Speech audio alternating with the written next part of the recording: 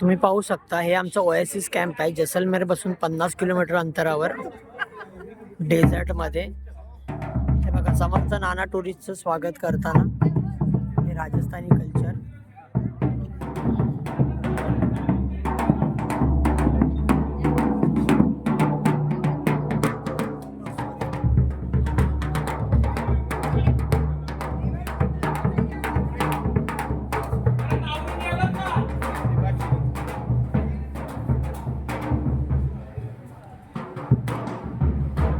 हे रिसेप्शन आहे बघा कसलं भारी रिसेप्शन आहे.